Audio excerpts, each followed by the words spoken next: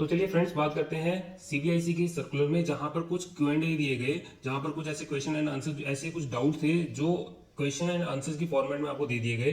अगर आप इस क्वेश्चन एंड आंसर को रीड कर लेते हैं, समझ लेते हैं, तो इसके बाद टैक्स पेयर के एंगल से मोस्ट ऑफ द डाउट्स जो है वो रिजोल्व हो जाएंगे। फर्स्ट क्वेश्चन यहाँ पर ये कहता है कि whether the benefit provided under section 128A will be applicable to tax payer who have paid the tax component full before the date on which this said section has come into force. 1 नवंबर 2024 से पहले अगर tax payer ने कुछ amount जो उसका बनता था वो पे कर दिया, क्या वो इस स्कीम का बेनिफिट ले सकता है?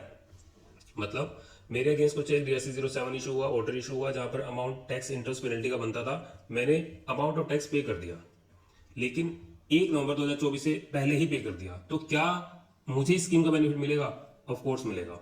मतलब यहां पर ये कहा गया है कि अगर आपने 1 नवंबर 2024 से पहले पे किया हो या उसके बाद किया हो, 31 मार्च 2025 से पहले पे कर दिया ना, तो उसका बेनिफिट आपको मिल जाएगा। राइट, यहाँ पर इसमें क्लियरली लिखा गया है, in this regard it is to be mention that all such amount paid towards the said demand up to the date notified, irrespective of whether the said payment has been done before 128A came into effect or after, right? अब इसके बाद देखते हैं, यहां पर कहता है and irrespective of whether such payment was made before issuance of demand notice or order, right, or after, shall be considered as paid toward the amount payable under section 128A of 1। इससे कोई फर्क नहीं पड़ता 1 नवंबर 2024 से पहले पे किया, उसके बाद पे किया, इससे कोई फर्क नहीं पड़ता, लेकिन आपने पे कर दिया ना, तो आपको इस स्कीम का बेनिफिट मिल जाएगा। नेक्स्ट क्वेश्चन ये कहता है whether the amount recovered by the tax officer as tax due from any other person on behalf of the tax payer against a particular demand can be considered as tax paid toward the same for the purpose of section 128A। मतलब कि क्या, tax payer के against, मान ली ABC limited के against एक recovery notice गया, अब रिकवरी डिमांड रिकवरी के टाइम पे कुछ अमाउंट एबीसी लिमिटेड की जगह उसके डायरेक्टर से, उसके एम्प्लॉय से, उसके क्रेडिटर से, उसके गारंटर से, किसी से भी अगर कुछ अमाउंट रिकवर किया जा चुका है, तो उस अमाउंट का बेनिफिट आपको मिलेगा नहीं मिलेगा? मान लीजिए मेरे अगेंस्ट जो अमाउंट ऑफ टैक्स था, सिर्फ टैक्स की बात कर रहा हूं, अगर 10 लाख रुपए का अमाउंट था, तो 10 लाख रुपए के अमाउंट में से मेरे पास से 2 लाख रुपए अमाउंट जो है वो मेरे एम्प्लॉय से, मेरे गारंटर से रिकवर किया जा चुका है, तो क्या मुझे 10 लाख रुपए ही जमा कराना है या उस 2 लाख का बेनिफिट मुझे मिलेगा? मैं बैलेंस 8 लाख रुपए जमा कराना है? The answer is balance 8 lakh रुपए जमा कराना है। यहां पर ये क्या कहता है, Yes, the said amount recovered by the tax officer as tax due from any other person on behalf of the taxpayer against the demand shall also be considered as tax paid towards the said demand for the purpose of section 128। Right, इसका मतलब क्या है कि आपने आपके भी आप पे किसी और से पैसा रिकवर कर लिया या किसी और ने पैसा दे दिया, तो उस केस में आपको उस अमाउंट का बेनिफिट यहां पर मिल जाएगा। Third case, whether the amount recovered by the tax officer as interest or penalty or both pertaining to demand under section 73 for this financial year can be adjusted against the tax amount payable towards this demand made under section 73। मान लीजिए demand order आया 10 लाख रुपए tax का, और मान लीजिए 5 लाख रुपए मेरा इंटरेस्ट का, और मान लीजिए 2 लाख रुपए का पेनल्टी का। अब यहां पर कुछ अमाउंट जो है टैक्स ऑफिसर ने रिकवर कर लिया इंटरेस्ट और पेनल्टी का, राइट। अब कुछ मतलब मीनिंग देयर बाय यहां पर ये कहना चाह रहा है कि आप 1 नवंबर 2024 से पहले ऑलरेडी कुछ अमाउंट इंटरेस्ट और पेनल्टी की फॉर्म में जमा करा चुके हो, क्या उस इंटरेस्ट और पेनल्टी की फॉर्म में जमा कराए हुए अमाउंट का बेनिफिट आपको मिलेगा? क्या उसका मुझे रिफंड मिलेगा? या फिर अगर रिफंड नहीं मिलेगा तो क्या उस अमाउंट को मैं अपने बैलेंस अमाउंट टैक्स पेबल से एडजस्ट कर सकता हूं? The answer is no. अगर टैक्स ऑफिसर ने या आपने इंटरेस्ट और पेनल्टी की पेमेंट कर दी है, तो उसका ना तो आपको रिफंड मिलेगा ना उसकी एडजस्टमेंट पॉसिबल है। यहां पर क्लियरली कहा गया है no. It is mentioned that as per third proviso to section 128A of 1, no refund of such amount of interest or penalty or both is available. Accordingly, any amount paid by the taxpayer or recovered by the tax officer as interest or penalty cannot be adjusted toward the amount payable as tax. Right? Next question. Whether the benefit provided under section 128A will be applicable in cases where the tax due has already been paid and notice or demand order under section 73 only pertains to interest or penalty or involved. Right? दोनों ही cases cover हैं। मान लीजिए कि आपके case notice issue नहीं हुआ, उस time पे आपको लगा कि यार इतना अमाउंट मेरा जो है 3B और 1 का डिफरेंसेस है, मैंने कम अमाउंट जमा किया था, तो मैंने आज की डेट में मान लीजिए मेरे पास 1 लाख रुपए का अमाउंट है, तो मैंने 1 लाख रुपए का अमाउंट जो है जमा करा दिया। अब उसके बाद मेरे अगेंस्ट सेक्शन 73 का नोटिस इशू हुआ। नोटिस इशू होने के बाद उसे लगा कि यार इसने ऑलरेडी अमाउंट को जमा करा दिया, इसके अगेंस्ट सिर्फ इंटरेस्ट अमाउंट बनता है, तो अब जो 73 का जो उसने ऑर्डर इशू किया ऑफिसर ने, तो वहां पर सिर्फ इंटरेस्ट के रिस्पेक्ट में उसने ऑर्डर इशू किया, राइट। अच्छा, एक केस ये हो सकता है। सेकंड केस ये हो सकता है, जब मैंने इस अमाउंट को जमा कराया था वहां पर विद इंटरेस्ट अमाउंट जमा कराया था, तो अब उसने जो ऑर्डर इशू किया वो सिर्फ पेनल्टी का ऑर्डर इशू किया। तो यहां पर इस क्वेश्चन में ये कहना चाह रहा है कि क्या ये केसेस जहां पर ऑर्डर में सिर्फ इंटरेस्ट अमाउंट है या फिर सिर्फ पेनल्टी अमाउंट है, तो वो केसेस भी यहां पर कवर है क्या? द आंसर इज दोनों ही केसेस यहां पर कवर है। देखते हैं, where the tax due has already been paid and the notice and order under section 73 only pertains to interest or penalty involved, the same shall be considered for availing the benefit of section 128A. However, the benefit of waiver of interest and penalty shall not be applicable in cases where the interest has been demanded on account of delayed filing of return, right? ये हमने already cover कर लिया कि अगर आपका कुछ interest ऐसा है जो उस टैक्स से रिलेट नहीं करता, राइट, तो उस इंटरेस्ट का बेनिफिट आपको नहीं मिलेगा। ये तो एमनेस्टी स्कीम का एक पार्ट है जो अमाउंट टैक्स से रिलेट करेगा।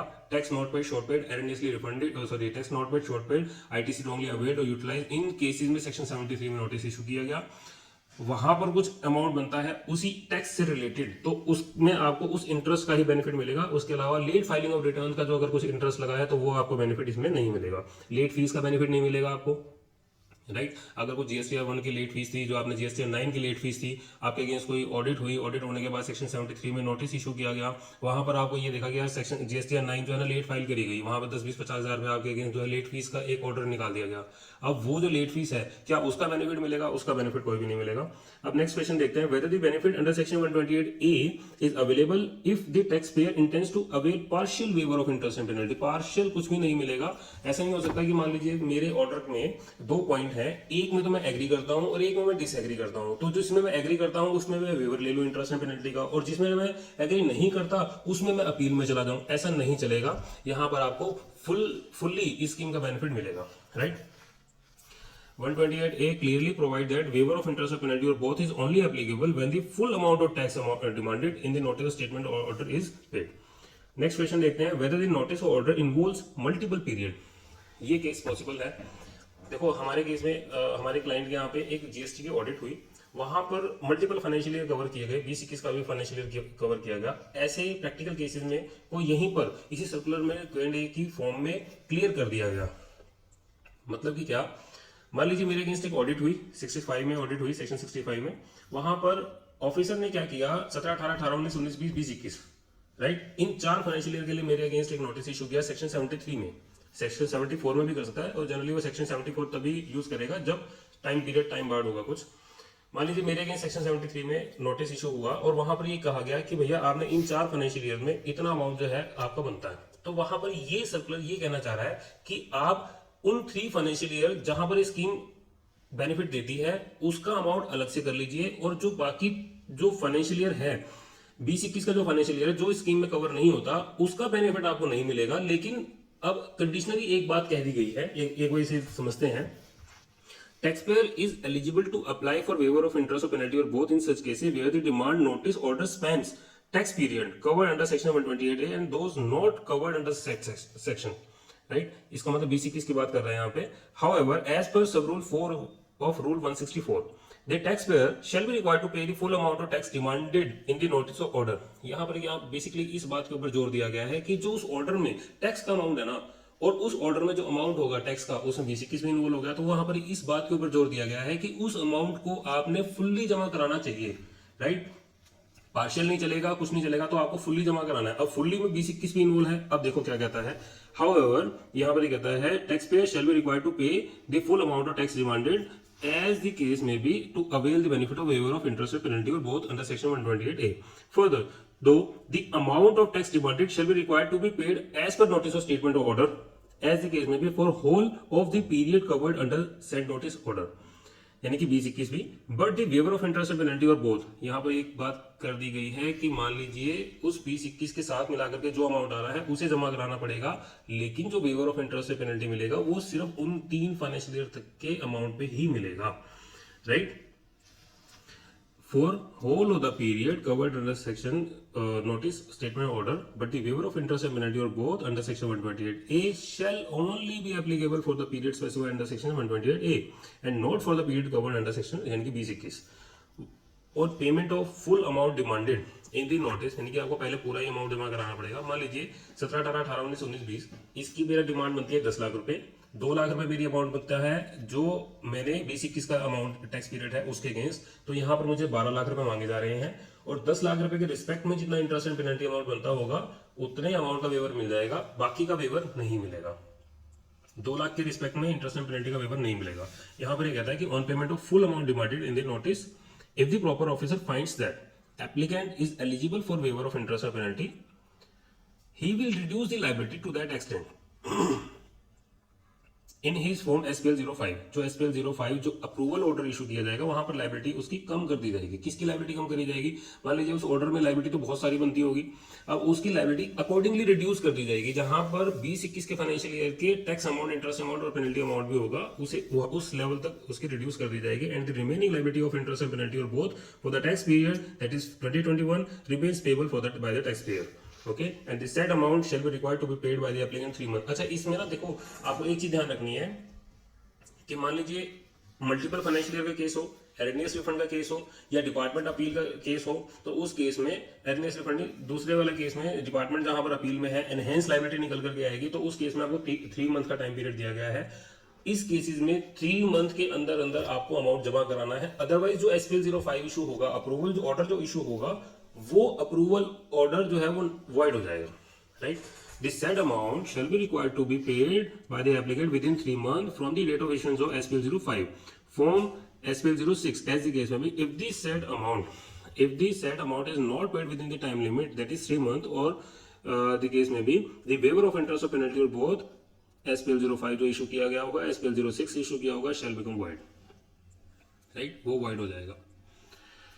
अब सेकंड केस की बात करते हैं। whether the notice where the notice statement order 73 में नोटिस स्टेटमेंट ऑर्डर इशू किया गया involves multiple issues, one of them is regarding demand of erroneous refund. Same case आ गया, राइट। अब मान लीजिए 10 लाख रुपए का अमाउंट है जहां पर tax not paid, short paid, ITC only availed utilise का केस है। 2 लाख रुपए अमाउंट है जो आपके एरनियस रिफंड का केस है। अब आपको एरनियस रिफंड 2 लाख रुपए के रिस्पेक्ट में जो इंटरेस्ट और पेनल्टी होगा उसका वेवर नहीं मिलेगा, लेकिन other than erroneous refund under section 73 उसमें इंटरेस्ट एंड पेनल्टी का वेवर आपको मिल जाएगा। अब यहाँ पर यही बात कहना चाह रहा है कि आपने पहले तो 12 लाख रुपए ही जमा कराने हैं, राइट, आपने 12 लाख रुपए ही जमा कराने हैं। उसके बाद क्या कहता है, हाउएवर यहाँ पर ये कहता है कि यस मतलब कि क्या आपको उस केस में उसका इंटरेस्ट और पेनल्टी का वेवर मिलेगा 10 लाख रुपए के रिस्पेक्ट में, उसके लिए क्वेश्चन की बात हो रही है। यहाँ पर कहता है yes, however as per rule 164 the tax pay shall be required to pay the full amount, यानी कि 12 लाख रुपए including the account of demand of erroneous refund to avail the benefit, यानी कि आपको 12 लाख रुपए जमा कराने हैं। Further in such cases the waiver of interest, ये वही वाली बात है, आपको इंटरेस्ट पेनल्टी जो मिलेगा सिर्फ 10 लाख रुपए के रिस्पेक्ट में मिलेगा on payment of full amount demanded.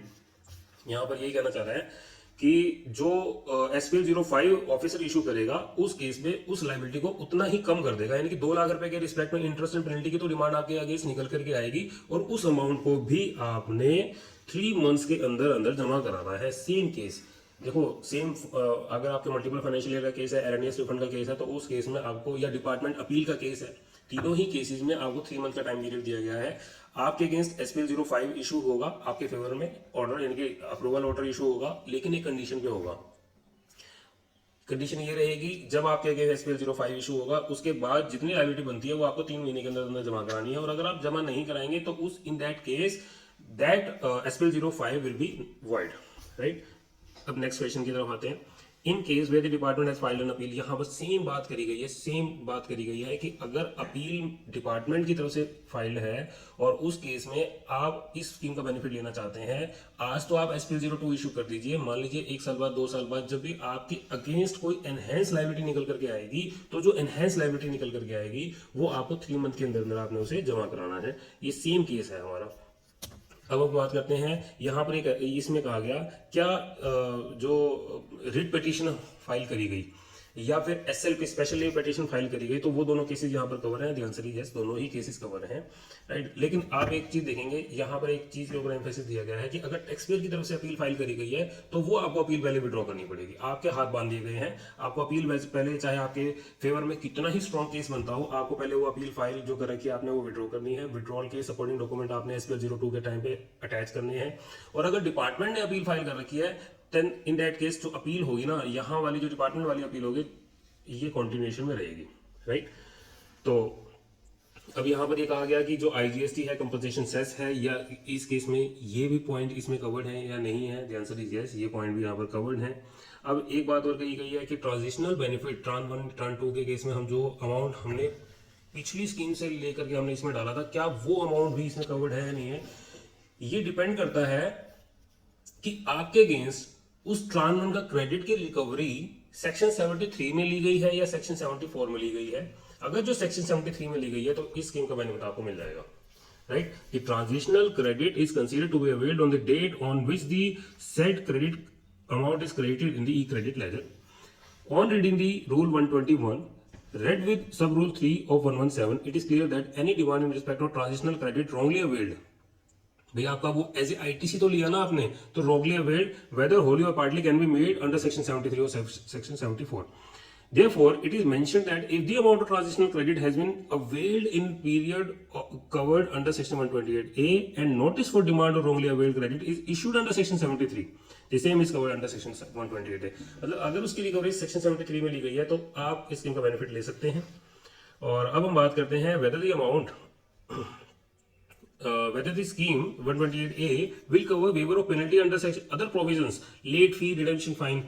आपको एक चीज को ध्यान रखनी है, मान लीजिए आपके अगेंस्ट कोई एक पेनल्टी लगाई गई और वो पेनल्टी कवर्ड हो जाएगी, लेकिन उसके लिए क्या प्री कंडीशन है कि सेक्शन 73 में नोटिस इशू होना चाहिए अदर देन फ्रॉड के केस में।